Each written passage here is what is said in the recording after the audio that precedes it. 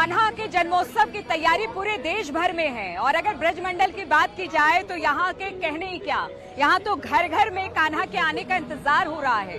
और आज इस खास मौके पर हम पहुंचे हैं देवी चित्रलेखा के पास। देवी चित्रलेखा जो सबसे कम उम्र की कथावाचक है और श्रीमद् भगवत कथा का पाठ इतने सुंदर तरीके से करती हैं कि जो भी सुनता है मंत्रमुग्ध हो जाता है। तो आज कान्हा के जन्मोत्सव के मौके पर कान्हा के जीवन पर प्रकाश डालेंगे और कान्हा ने जो संदेश तमाम लोगों को दिया है वो भी जानने और समझने की कोशिश करेंगे। तो आइए चलते हैं देवी चित्रलेखा के पास, चलिए मेरे साथ।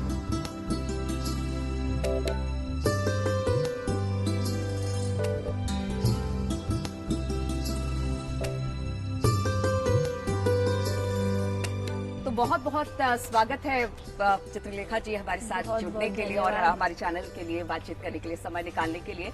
तो सबसे पहले तो आपसे यही जानना चाहेंगे कि आप एक गौशाला जहां पर गौ माता है जिनसे कृष्ण का बेहद प्रेम रहा है, आप वो यहाँ पर चलाती हैं। खासतौर पर गायों की सेवा यहाँ पर होती है, उनकी चिकित्सा होती है और बाकी पशु पक्षियों की भी यहाँ पर सेवा की जाती है। किस तरह से आपने इसके साथ अपना जुड़ाव रखा और किस तरह से आपने इसकी शुरुआत की? देखिए, जैसा आपने बिल्कुल उसका उत्तर भी साथ में दे दिया कि मैं बचपन से ही 7 वर्ष की आयु से श्रीमद् भागवत कथा का वाचन कर रही हूँ और कृष्ण की भूमि पर मेरा जन्म हुआ है, यानी ब्रज में वृंदावन धाम की भूमि पर। तो स्वतः ही कृष्ण से प्रेम है और जिसको कृष्ण से प्रेम है उसको कृष्ण से जुड़ी हुई उनकी जो प्रिय चीजें उनसे भी प्रेम होगा। जैसे बांसुरी है, माखन है, गाय है, ये कुछ नाम लेते ही सीधा आपको याद आता है कृष्ण। तो मन में एक इच्छा जागी कि क्यों ना कृष्ण को प्रसन्न करने के लिए, उनकी खुशी के लिए गौ माता की सेवा की जाए और वो सेवा भी ऐसी हो जो बीमार गायों की हो। जैसे आपने भी बताया, ये गौशाला से ज्यादा ये अस्पताल है, हॉस्पिटल है, यहाँ सारी बीमार गायों की सेवा होती है। तो तब से ही ये गौ माता की सेवा की यात्रा शुरू हो गई। ये क्या है? ये है GSD प्रोडक्ट्स। हमने इसको अभी शुरू किया है कि गाय की उपयोगिता लोगों को पता चले, क्योंकि गाय दूध नहीं देती तो लोग उसे सड़कों पे छोड़ देते हैं। तो हमने सोचा कि गाय से क्या क्या वस्तुएं बन सकती हैं वो हमने यहाँ पे बनाना शुरू किया है। जैसे जैविक खाद, ऑर्गेनिक आजकल बहुत चीजें ट्रेंड पर लगा दीजिए तो शायद लोगों को भी लगता है कि ये शुद्ध होगा। तो यहाँ पर बहुत सारी औषधियाँ बनाई जाती हैं, जैसे डायबिटीज हो गई, गैस्ट्रिक इत्यादि हो गई, उन सब के लिए यहाँ पर छोटी छोटी औषधियाँ बनाई जाती हैं। तो ये एक नई चीज हमने शुरू की है ताकि जो लोग कहते हैं गाय का हम रखें तो क्या करें, गौमूत्र से, यहाँ पर गौमूत्र के द्वारा जो गौ अर्क है वो बनाया जाता है। बहुत सारी चीजों में और देखिए, अगर श्री कृष्ण की बात की जाए तो कामधेनु गाय की भी वहाँ पर बात होती है। और जब आप पूरे ब्रजमंडल में घूमेंगे तो कामधेनु का तो बहुत ज्यादा जिक्र है। मैं वहाँ गोवर्धन गई थी तो वहाँ पर तो बकायदा बताते हैं कि एक धार से फूटी हुई है। तो कामधेनु जो कि मतलब हमेशा से हर एक उसकी चीजों को हम इस्तेमाल में ला सकते हैं, जो कि इस गौशाला में भी देखने को मिलेगा। जी बिल्कुल। यहाँ पर जितनी भी गाय हैं, हमारे पास भी एक कामधेनु गाय भी है।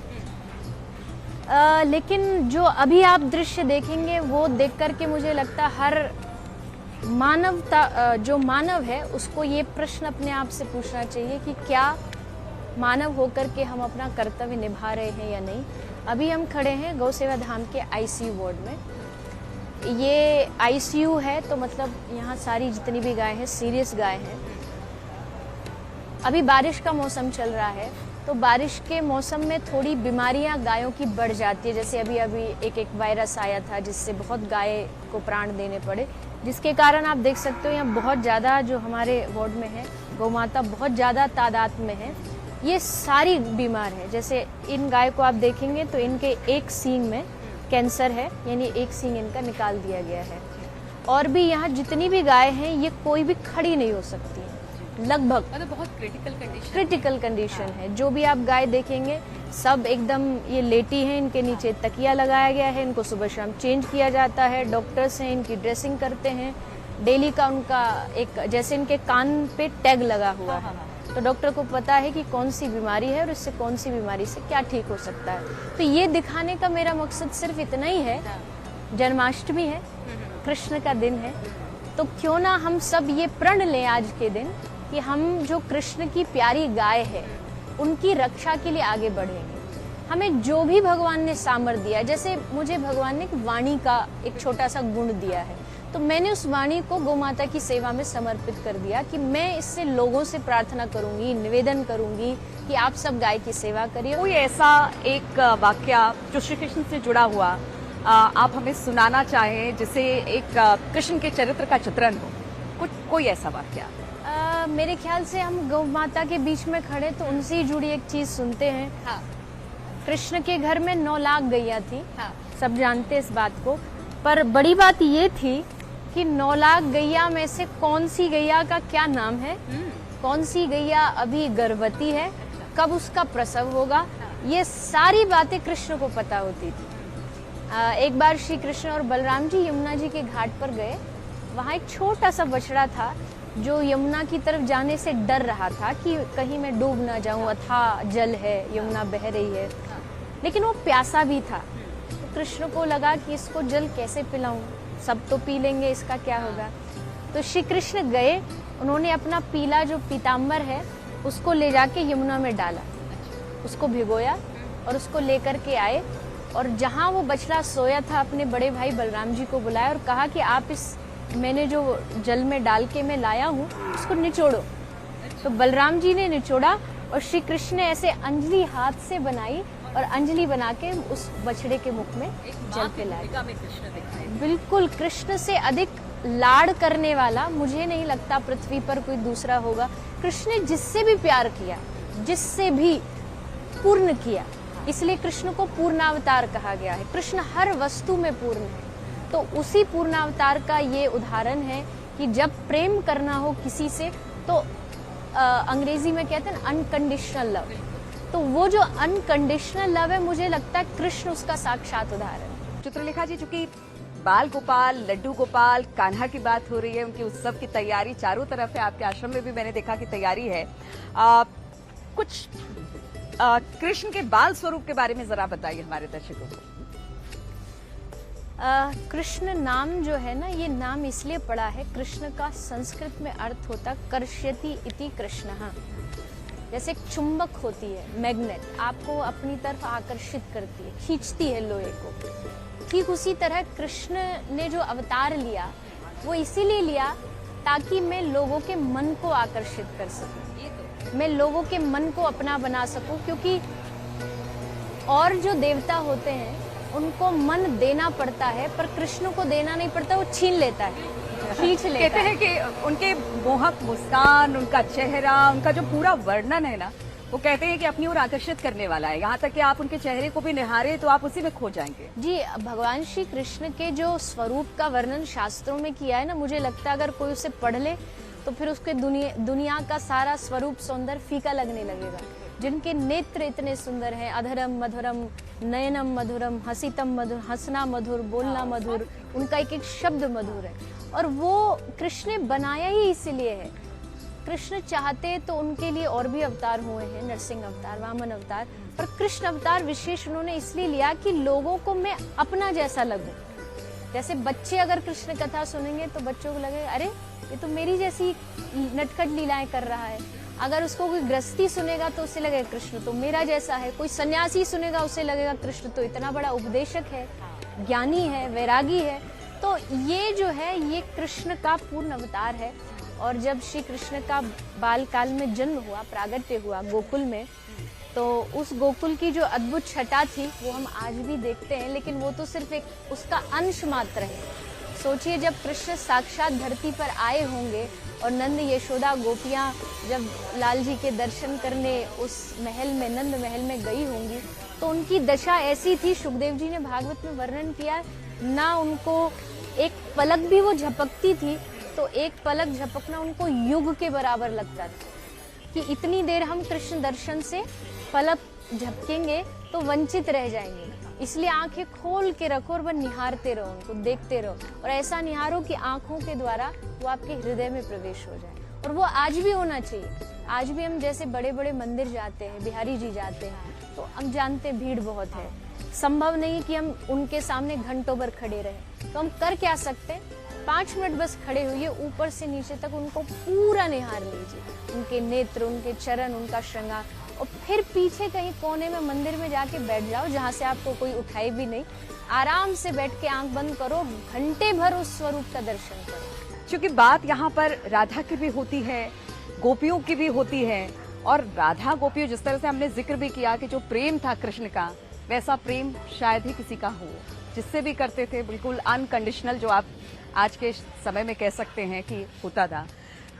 थोड़ा उसके बारे में बताइए, क्योंकि वो प्रेम कहते हैं ना कि आप 2.5 अक्षर प्रेम का, उसको अगर आप पकड़ लोगे तो शायद आपको किसी से कोई दिक्कत नहीं होगी, किसी तरह का कोई वैमनस्य नहीं होगा, किसी तरह का कोई झगड़ा नहीं होगा। वो प्रेम का भाव पकड़ना है। प्रेम की बातें करना बहुत आसान है, क्योंकि 2.5 अक्षर है, कुछ ज्यादा बड़ा नहीं है, सब कह सकते प्रेम करो प्रेम करो। लेकिन सबसे पहले प्रेम का मतलब समझना होता है। प्रेम का मतलब होता है, जैसे गोपियां कहती हैं, तत्सुखे सुखित्वम। जिनसे आप प्रेम करते हो उनके सुख में ही आपको सुख मिलता है। बिल्कुल। अगर गोपियां चाहती तो जब कृष्ण ब्रज छोड़ के जा रहे थे तो लड़ती, झगड़ती, या जब श्री कृष्ण का विवाह होकर के 16,000 विवाह हुए तो द्वारिका से हर बार संदेश आता था कि कृष्ण का एक विवाह हो गया। तो गोपियां सिर्फ एक प्रश्न करती थी, क्या हमारा कृष्ण सुखी है उस विवाह में? अगर दूत कहते हाँ सुखी है, तो गोपियां खुश हो जाती। आज अगर उसी प्रेम को आप आज के नजरिए से देखें तो आप जिनसे प्रेम करते हैं वो कहीं और विवाह कर लेते, तो आपका सारा प्रेम जो है वो पानी में धुल जाता है कि अरे मेरे साथ नाराजगी साफ देखने को मिलती है, अलग अलग तक हो जाती है। क्यों? क्योंकि वो प्रेम नहीं है, वो मैं कह सकती हूँ एक प्रकार का एक व्यवहारिक आकर्षण है जो कुछ समय रहता है, उसके बाद नष्ट हो जाता है। प्रेम शरीर, तन, इन सबसे बहुत ऊपर होता है, इंद्रियों से ऊपर होता है। वहाँ रोम रोम जो होता है वो सिर्फ प्रियतम की मांग करता है, वहाँ दूसरा कुछ बचता ही नहीं। कहते हैं ना, ब्रज में एक दोहा बोला जाता है कि प्रेम गली अति सांकरी, तामे दो न समाही। जब मैं था तो प्रभु नहीं, जब प्रभु तो मैं नहीं, प्रेम गली अति सांकरी, तामे दो न समाही। प्रेम की गली में एक ही बचता है, या तो प्रियतम बचेगा या आप, दो नहीं हो सकते, क्योंकि गली प्रेम की इतनी छोटी है, एक ही, और वहाँ मैं मिट जाता है, और जहाँ मैं मिटा वहाँ प्रेम शुरू हो जाता है। बिल्कुल। तो ये बड़ी अच्छी बात इन्होंने कही कि 2.5 अक्षर प्रेम का है, लेकिन इसको अपनाने में बरसों लग जाते हैं, और जो प्रेम की गली है बड़ी संकरी है। तो इसीलिए जब 2 एक हो जाते हैं तो वो जो प्रेम होता है वो अपने आप में बेहद खास हो जाता है। चूंकि बातचीत चित्रलेखा जी से हमारी होती रहेगी, भगवान श्री कृष्ण, उनकी गैयों से, उनकी गोपियों से, राधा से, हर तरह की बात होगी, लेकिन बिना इनके गायन के, या जब तक ये जो भगवत कथा का पाठ करती हैं उनको ना सुना जाए, तब तक शायद ये कार्यक्रम मेरा पूर्ण नहीं होगा। तो इसीलिए अब हम चलेंगे और थोड़ा भगवत कथा का पाठ भी सुनेंगे, गायन भी सुनेंगे, और कुछ बातचीत वहां पर भी हम करेंगे। तो चलिए चलते हैं।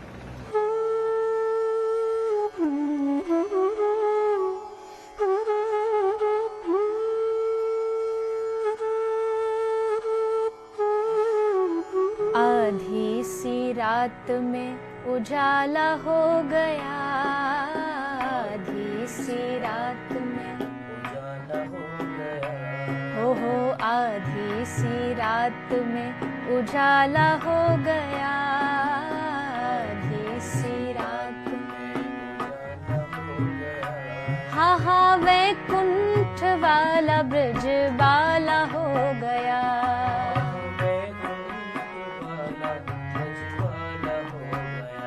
हो वैकुंठ वाला ब्रज बाला हो गया।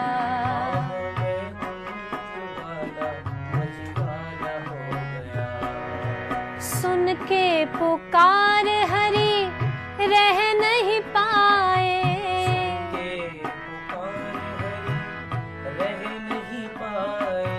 आज अनोखा रूप बनाए,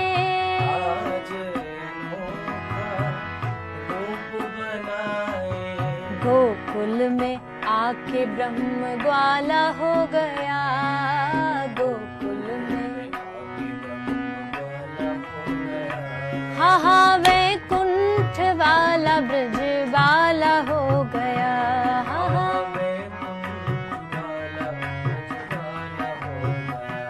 हो वैकुंठ वाला ब्रज बाला हो गया।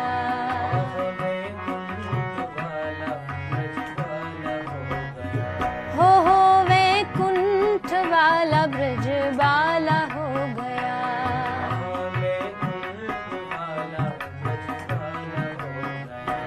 हो वैकुंठ वाला ब्रज बाला हो गया। ब्रज बाला हो गया। श्रीमद् भगवत कथा का पाठ करती हैं, श्लोक सुनाती हैं चित्रलेखा जी, तो कुछ श्लोक ऐसे जो कि मानव जीवन के लिए बेहद महत्वपूर्ण हैं, उन्हीं से जरा सुनते हैं। कुछ श्लोक अगर सुना पाए हमारे दर्शकों के लिए चित्रलेखा जी। आप जैसा कि अब बात कर रहे हैं श्रीमद् भगवत गीता की, और हमने नीचे भी यही बात की थी कि गौ माता के सामने कि श्रीमद् भगवत गीता हमारे जीवन में कितनी महत्वपूर्ण है। बहुत सारे श्लोक हैं, लेकिन एक विशेष जिसमें श्री कृष्ण कहते हैं कि ध्यायतो विषयान् पुंसः कृष्णस्तेषु उपजायते संगात संजायते काम कामात् क्रोधो विजायते। ये आजकल के लोगों को इस चीज से सीख मिलती है, या उनको सीखना चाहिए, खासकर जो आजकल के युवा हैं उनको सीखना चाहिए कि आपकी संगत कैसी हो, आपकी मित्रता कैसी हो, आपके आसपास के लोग कैसे हों। क्योंकि जैसा आपका एक वातावरण होता है, आपका एक एनवायरनमेंट होता है, आपके मित्र, आपका परिवार जो बनाता है, आपके विचार भी धीरे धीरे वैसे ही बनते जाते हैं। अगर आप विषयों में लिप्त लोगों के साथ रहेंगे तो आपके भीतर भी वो चीजें बढ़ती चली जाएंगी, जो आजकल आपने शायद हमने सुना है एक बीमारी का नाम डिप्रेशन। वो जो डिप्रेशन है उसका श्री कृष्ण ने आज से 5000 वर्ष पहले भगवत गीता में वर्णन कर दिया था कि जितना आप विषयी लोगों के साथ रहोगे आपका मन अशांत होगा, और मन अशांत होगा, क्रोध आएगा, गुस्सा आएगा, मन में बहुत सारी दुविधाएं आएंगी। तो उनका जो उपाय श्री कृष्ण ने दिया है कि अच्छे लोगों का संग करिए, दोस्त बनाएं तो अच्छे।